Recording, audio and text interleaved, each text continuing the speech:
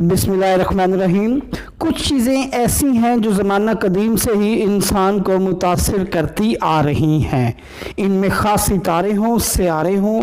چاند ہو، سورج یا خلا ہو۔ کبھی تو انسان ان کو خدا سمجھ کر ان کی پوجا کرتا ہے، کبھی چاند پر جانے کا فیصلہ کرتا ہے، کبھی ستاروں سے قسمت کا حال پوچھتا ہے۔ انسان اس کائنات کا جتنا گہرائی سے مطالعہ کرے گا تو اسے ایسا لگے گا کہ ابھی تو شروعات ہیں، کیونکہ کائنات کے بہت سے راز ایسے ہیں جن سے ابھی پردہ اٹھانا باقی ہے۔ اس کے بعد بلیک ہول ایک ایسا ستارہ ہے جو بہت زیادہ وزن رکھتا ہے اور ٹھوس ہے، اور اپنی طرف کھینچنے کی صلاحیت اس کی اتنی زیادہ ہے کہ اپنے نزدیک والی ہر چیز کو اپنی طرف کھینچ لیتا ہے، حتیٰ کہ اس کی لیئر سے روشنی بھی باہر نہیں جا سکتی۔ چونکہ اس کی سطح سے کوئی روشنی نہیں گزرتی، اس لیے ہم لوگ بلیک ہول کو دیکھنے سے بھی قاصر ہیں، کیونکہ کوئی بھی بڑا ستارہ جب اپنی زندگی کے اختتام پر ایک بڑے دھماکے سے پھٹتا ہے تو اس دھماکے کو سپر نووا بولا جاتا ہے۔ اس کے بعد اس ستارے کا بڑا حصہ خلا میں بکھر جاتا ہے اور بچ جانے والا حصہ بالکل ٹھنڈا ہو جاتا ہے۔ اس ٹھنڈے حصے میں کشش بڑھتی جاتی ہے، اس لیے اس کی کشش بڑھنے کے ساتھ ساتھ اس کا والیوم کم ہوتا رہتا ہے، اور آپ کو پتہ ہے جب کسی چیز کا والیوم کم ہوتا ہے تو اس کی ڈینسٹی میں اضافہ ہو جاتا ہے، تو اسی طرح اس کی ڈینسٹی بڑھتی رہتی ہے، اور ایک ایسا وقت آتا ہے کہ جب سٹار کا والیوم کم ہوتے ہوتے صفر ہو جاتا ہے اور اس کی ڈینسٹی اتنی زیادہ بڑھ جاتی ہے کہ وہاں سے روشنی بھی نہیں گزر سکتی۔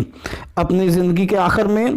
جب کوئی ستارہ اس حالت میں پہنچ جائے تو اس ستارے کو بلیک ہول بولا جاتا ہے، اور یہ ایک ایسا ہول یا ایسا سوراخ ہے جس میں کشش اتنی زیادہ ہوتی ہے کہ وہ ہر چیز کو اپنی طرف کھینچ سکتا ہے، چاہے کوئی جتنا بڑے سے بڑا میسیو باڈی ہو، یہ اس کو بھی اپنی طرف کھینچنے کی صلاحیت رکھتا ہے۔ اب اکثر ہمارے لوگوں یا نوجوانوں کے ذہن میں ایک سوال پیدا ہوتا ہے کہ ہمارا سورج اگر بلیک ہول بن گیا تو اس کا مطلب ہے کہ ہمارے سولر سسٹم میں آنے والے سارے پلینٹس کو وہ کھا جائے گا، یعنی ہماری زمین بھی اس کے اندر چلی جائے گی۔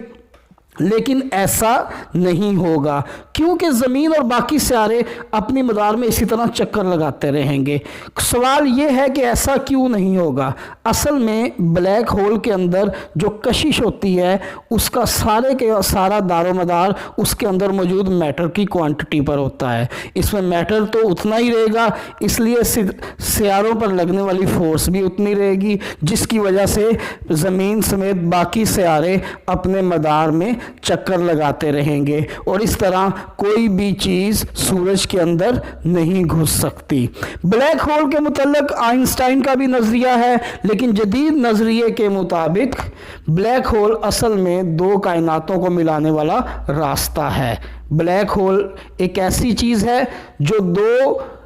کائناتوں کو ملانے کے لیے ایک سرنگ کہہ سکتے ہیں آپ اس کو، کہ اس کے اندر اٹریکشن کی وجہ سے جو میٹر اس کے اندر گرتا ہے وہ اس کے اندر جمع ہونے کی بجائے دوسری سائڈ سے باہر نکل جاتا ہے، اور یہ بلیک ہول کا جدید نظریہ ہے۔ اکثر لوگ یہ بھی کہتے ہیں کہ بلیک ہول کے بارے میں یہ کہا جاتا ہے کہ بہت زیادہ میسیو ہے، اتنا میسیو ہے کہ اس کے اندر بڑی سے بڑی چیز بھی آ کر اس کے اندر سما سکتی ہے۔ لیکن ایک بات یاد رکھیں، اگر یہ جدید نظریے کو درست مان لیا جائے تو پھر بگ بینگ کا جو نظریہ ہے، اگر اس نظریے کو درست مان لیا جائے تو پھر بگ بینگ کا نظریہ ہے جو ہمیں کائنات کی پیدائش کے بارے میں بتاتا ہے، وہ غلط ثابت ہو جائے گا۔ چھوٹا بلیک ہول ایک سینٹرل بلیک ہول ہوتا ہے، اس کے علاوہ اس کے ارد گرد جو چھوٹے بلیک ہول ہیں، چھوٹا بلیک ہول ہمارے سورج سے 10 گنا زیادہ میٹر اپنے اندر رکھتا ہے، جبکہ بڑا یا مرکزی بلیک ہول